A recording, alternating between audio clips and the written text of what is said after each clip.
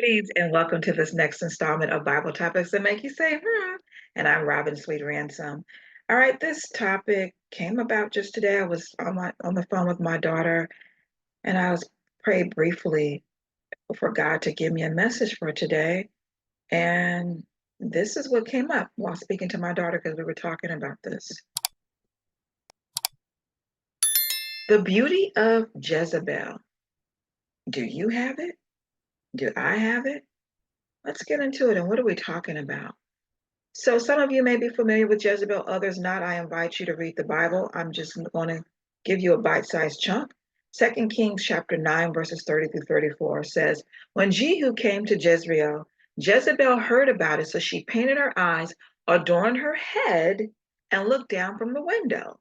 As Jehu entered the gate, she said, Do you come in peace, Zimri, killer of your master? He looked up toward the window and said, I ain't got time for this. Who is on my side? Who? Two or three eunuchs looked down at him and he said, Throw her down. So what did they do? They threw their queen down. I guess she wasn't that great of a queen. And some of her blood splattered on the wall and on the horses, and Jehu rode over her. Then he went in, ate and drank, and was merry, and said, Take care of this cursed woman and bury her, since she is a king's daughter. She was also the wife of a king. So let's back up here a little bit. So Jezebel knew that Jehu was probably coming to kill her, but she thought if she made herself beautiful, that he would be beguiled by her beauty and wouldn't do what he set out to do. But he showed her. But when they went out to bury her, they did not find anything but her skull, her feet, and her palms of her hands. So they went back and told him, and he said, Oh, well, this fulfills the Lord's word that he spoke through his servant Elijah the Tishbite. In the plot of land at Jezreel, the dogs will eat Jezebel's flesh. Jezebel's corpse will be like manure on the surface of the field in the plot of land at Jezreel, so that no one will be able to say, This is Jezebel.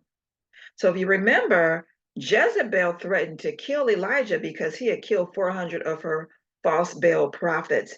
And remember, he ran away from her hid in a cave and was depressed for over 6 weeks, or at least. So the beauty of Jezebel, do you have it? Do you want it? We should want godly beauty, which glorifies God and not ourselves. Jezebel was a pagan woman, meaning she worshiped false gods, principally Baal. Her name was derived from Baal, the false god. She was wicked and she killed Yahweh's prophets. 1 Kings 18:4 tells you how many she killed, upwards of 200 prophets, and wanted to kill more. She corrupted her husband, King Ahab. In 1 Kings 21, it says that he pretty much sold his soul. He was out to do anything evil at the behest of Jezebel.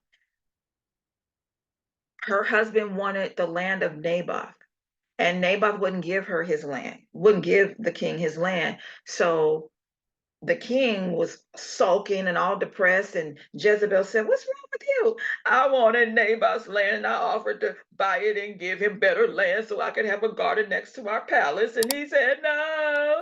And she said, Man, don't worry about that. I will kill that man for you, and you can have the land. And that's exactly what she did. 1 Kings 21. And it mentions there that Naboth's blood was licked up by dogs, and it prophesied that the same would happen in Ahab's family, and it happened to Jezebel. As I mentioned, she tried to use her beauty to beguile Jehu, and he killed her instead.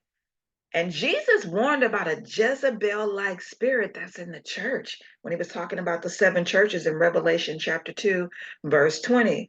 Godly women are to focus on inner beauty more than outer beauty. And we'll pick up this quote of 1 Peter on this page. It says here, ladies, we want to have the beauty of Christ. It says here in Peter, your beauty should not, 1 Peter chapter 3, verses 3 and 4, your beauty should not consist of outward things like elaborate hairstyles and the wearing of gold ornaments or fine clothes. Instead, it should consist of the hidden person of the heart with the imperishable quality of a gentle and quiet spirit, which is very valuable in the eyes of God.